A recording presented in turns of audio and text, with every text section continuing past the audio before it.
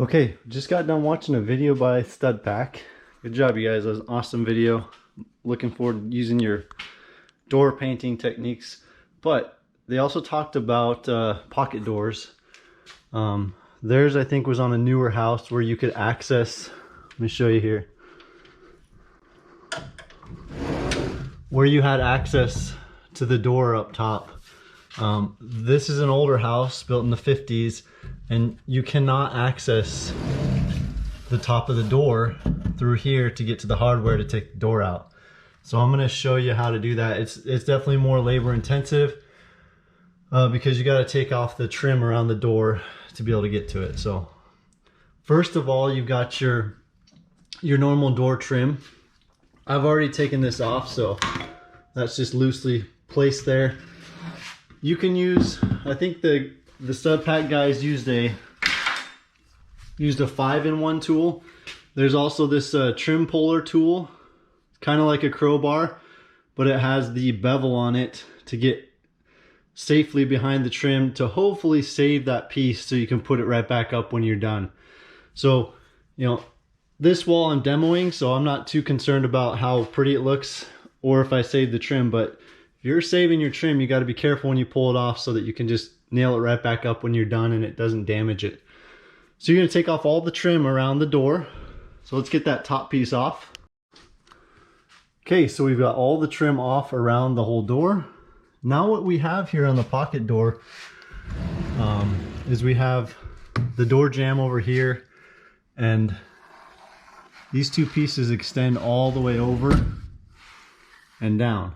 So those are also what I would consider trim pieces as well. Now those are the pieces that, especially here on the top, that are keeping us from accessing the top of that door, because you can see the top's just right here. If we had this piece off, we could get to it. So that's going to be our next step, is carefully taking off these little pieces. They're probably about 3/8 to 1/2 inch thick, just for your reference.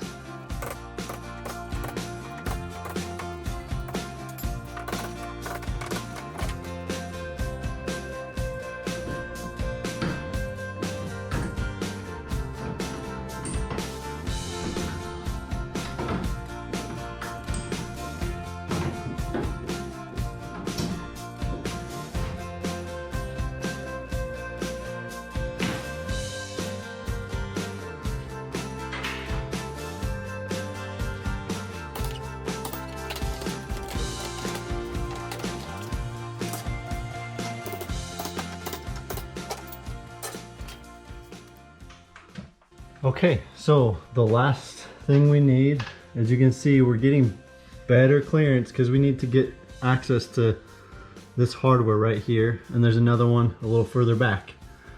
Last thing we need to do is take off this top piece here. And these pocket door frames are usually put together with minimal nails or screws, so this one I can already feel is a little bit wobbly, so I think there's just one nail here and one nail here, so this should be pretty easy to get off. But again, with this piece, be very careful taking it off because you're going to want to put it right back on once you replace the door. Alright, let's do that.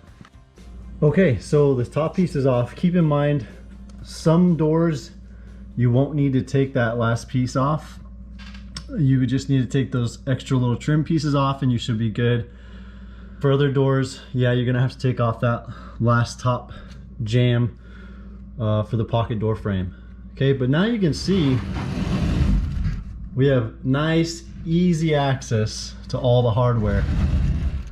And this is what I wanted to get to with this video, because I noticed the hardware on the StudPack guys video was more modern, and this is an older piece of hardware. So what I did this on another door in my house, is I actually found the name on this hardware because I couldn't figure out how to get this off. So what I did is I Googled this name here on the hardware, and some random obscure blog post came up with exactly how to remove it. So I'm gonna put overlay some of their pictures probably on the screen here so you can see. Okay, so essentially what we have is a bolt right there in the middle, and a couple of nuts on the top and the bottom of it. And then we have, it's harder to see, I'm gonna put the light down, but right here underneath this flat piece here is a little washer with kind of grooves taken out of it, and that's our key to getting this door off. So what we're going to want to do is I'll get a screwdriver and kind of wedge it in there, and I'll tap it with a hammer, and that's going to help that washer to spin. It's kind of like a nut on there, and as that washer spins, it's going to slowly lower the door down until it comes off of this bolt.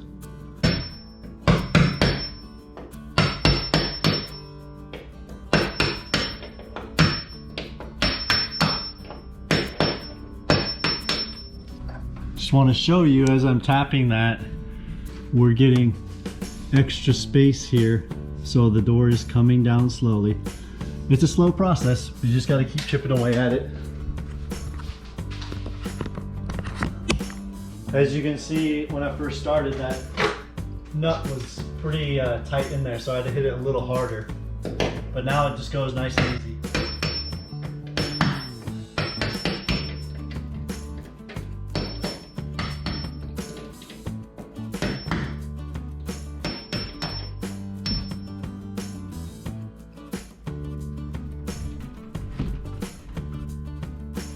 Okay, so there it is.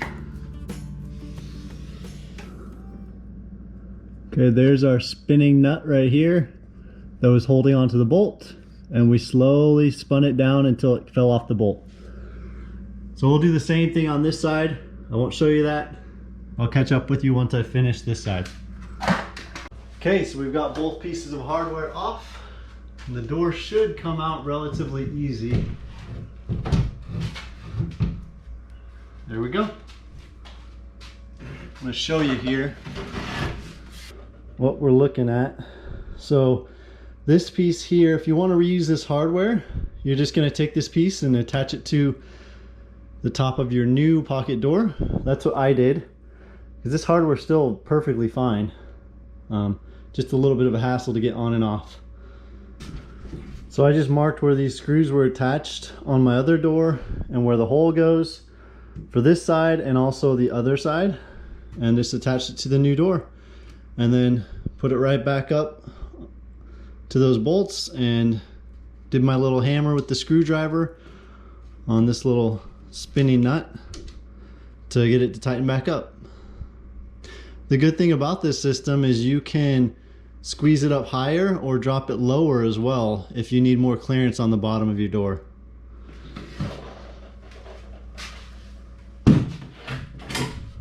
So that's it. I will put links, like I said, for the blog I found on this hardware in the description.